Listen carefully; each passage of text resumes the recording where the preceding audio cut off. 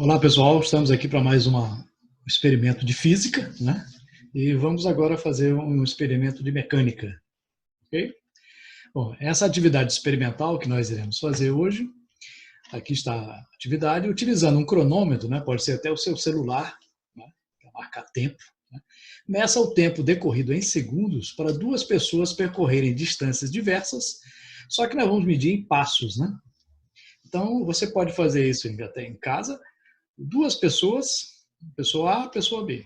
Você vai marcar o tempo necessário a cada 2 passos, né? Então, as distâncias não vão ser medidas em metros, não, em passos. Claro, cada pessoa tem uma quantidade, um tamanho de passos diferente, mas isso não importa para a gente aqui. O tempo vai ser medido em segundos, né? Você vai medir de 2 em 2 passos e serão feitas 10 medidas. Essas medidas serão colocadas em uma tabela, né? Aqui, ó, na primeira coluna, você vai marcar o número N da medida, número 1, 2, 3, 4, são 10 medidas para cada pessoa.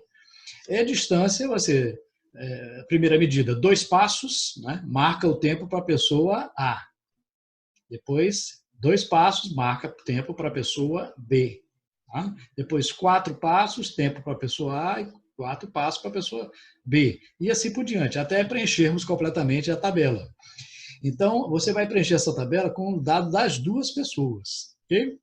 Feito isso, né, a gente vai construir um relatório, né, descritivo da atividade, né, como o modelo a seguir, onde a conclusão vai ser a velocidade média das duas pessoas. Agora, em que unidade ficaria isso? Bom, a distância nós estamos medindo em passos e o tempo em segundo, o resultado vai ser passos por segundo. Será que mesmo com a quantidade de passos diferentes, nós teremos uma velocidade média parecida? Ou muito diferente dessas duas pessoas? A velocidade média de cada um vai ser em passos por segundo. Né? E vamos também construir um gráfico para essas duas pessoas, né? Onde Y, né, vai ser a distância em passos, né? O Y vai ser essa primeira coluna, 2, 4, 6, a distância de passos, e o X vai ser o tempo em segundos. E vamos apresentar um gráfico de linhas para essas duas pessoas, né? Aí espera-se obter um gráfico parecido com esse, né? Será que as pessoas andam em linha reta? Né? Se colocar os pontos e depois unir os pontos, vão dar uma linha para cada pessoa, a pessoa A e a pessoa B, ok? Vamos fazer essa experiência e veja no que vai dar. Apresente ao seu professor o relatório e o gráfico, ok? E agora queremos construir um relatório. E como é que nós fazemos isso? Hein? Tem vários modelos de relatório. Vamos apresentar aqui o básico. Né? Para fazer um relatório, você precisa de um método científico. Tem que ser baseado no método científico. E o que é ciência, propriamente dito? Ora, nós sabemos que para ser científico, né, para seguir esse método, tem que seguir 3 etapas. A primeira etapa, você verifica o que você quer. Né? O que você quer? Aí você dá um título à coisa e dá os objetivos daquilo que você quer. Você tem que saber o que vai fazer, né? Qual o material, qual é o método utilizado, qual o resultado você chegou, e discutir sobre ele, né? E o que foi obtido. Então, nesse experimento foi obtido o quê? Aí você vai chegar a alguma conclusão e dar as referências necessárias. De uma forma geral, né, a ciência é baseada nessas 3 etapas. A primeira, tecnicamente, a gente chama de hipótese. Né? Uma hipótese que foi criada. Eu acho que é isso, vamos verificar. O que fazer? Vamos fazer uma análise, vamos fazer uma pesquisa. E, finalmente, você chega a uma conclusão. Então, baseado nessas 3 coisas, você pode fazer o seu relatório. Como exemplo, nós temos um relatório aqui, em que, com os tópicos principais. Né? Primeiro, não esquecer que nós temos que dar o título e o objetivo nesse relatório. E, geralmente, ele é numerado, então não esquecer a numeração do relatório. No título, né, nós vamos colocar o quê? No título, você nunca deve usar um verbo no infinitivo. Então, nunca comece com o título do relatório, ó, determinar a velocidade média. Não, nada disso. Você coloca de outro jeito, você bota determinação da velocidade média, análise da temperatura, avaliação de um procedimento tal, tal, tal. Então, nunca começa com o verbo no infinitivo. Já o objetivo é o contrário. Você sempre usa o verbo no infinitivo. Né? Aí como é que eu vou colocar? Analisar, avaliar, determinar. né? Então, o título você bota de um jeito sem verbo e com o verbo no objetivo. Lembrando sempre de nunca usar a mesma raiz da palavra nos dois. Não pode ser a mesma. Eu não posso botar determinação da velocidade, objetivo, determinar, repetindo a mesma raiz da palavra. Nunca deve fazer isso. Já numa segunda etapa, né, etapa 2, você vai registrar no seu relatório material e métodos, resultados e discussão, né? Nessa primeira parte, você vai colocar o quê? Você vai listar os materiais utilizados, contendo a precisão de cada um desses materiais. Então, por exemplo, se você usou uma régua, qual é a precisão dela? 1 milímetro, 1 centímetro, 0,1 milímetro, tem que colocar lá. E vai colocar também a metodologia, você vai descrever a metodologia utilizada detalhadamente, passo a passo. Porque lembre-se, você faz um relatório para os outros e não para si mesmo, né? Nos resultados, você vai listar esses resultados todos, tudo que foi medido tem que estar aqui, tudo que foi calculado tem que estar aqui, e comentá-los também.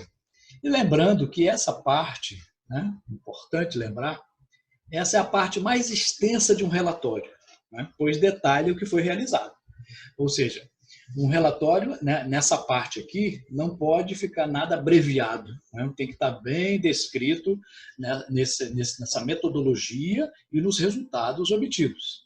E, finalmente, na terceira parte, você vai concluir o seu trabalho, dar as referências e a identificação. Lembrando que, na conclusão, né, você vai finalizar de forma objetiva. Então, nunca coloque uma conclusão muito extensa.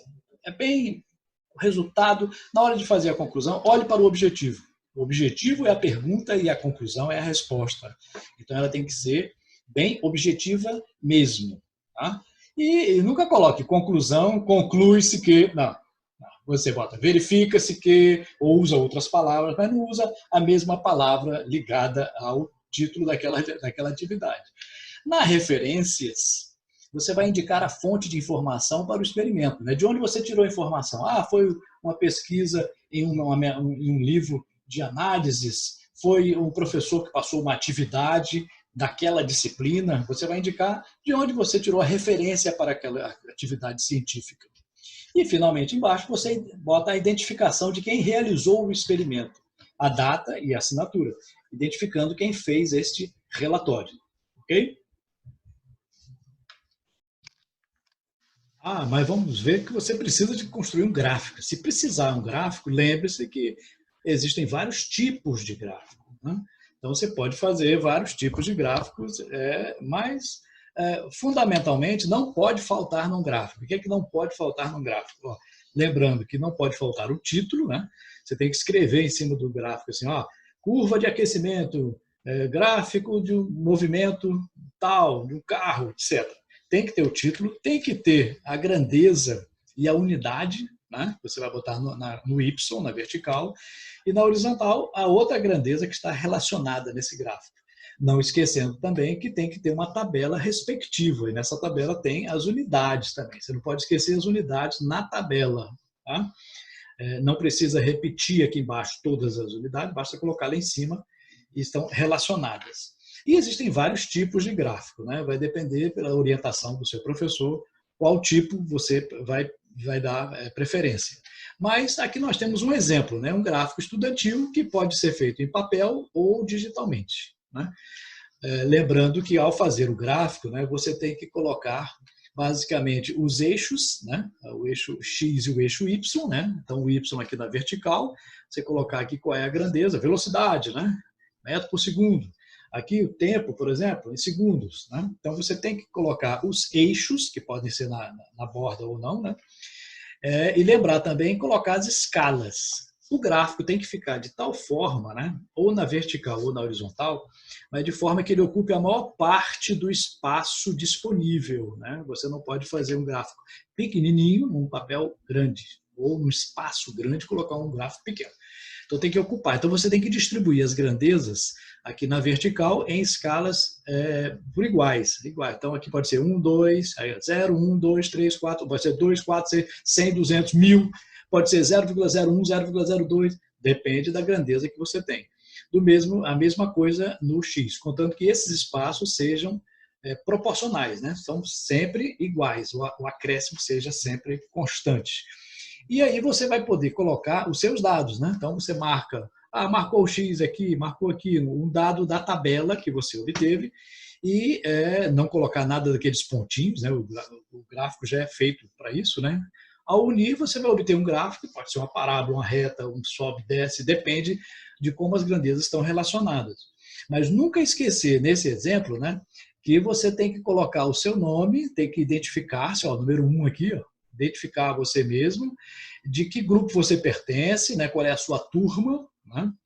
Colocar um título no gráfico, né? Você tem que botar lá, gráfico referente ao movimento de um pêndulo, por exemplo, né? Mas tem que ter um título para a pessoa que está lendo saber o que é. E também não esquecer as grandezas. Por exemplo, a grandeza x, número 4. Que grandeza é essa? É velocidade? É distância? É tempo? Qual é a unidade? Você coloca do lado da unidade. E a grandeza y, né? Número 5, não esquecer. Que grandeza é essa? É o tempo? É a temperatura? E a unidade que ela é medida. Né? Então, você deve fazer isso e, fundamentalmente, colocar ou no mesmo espaço, né? Aqui, número 6, ou então em outra folha, ou no verso, uma tabela correspondente a esse gráfico. Então, sem essa tabela, o gráfico não tem valor.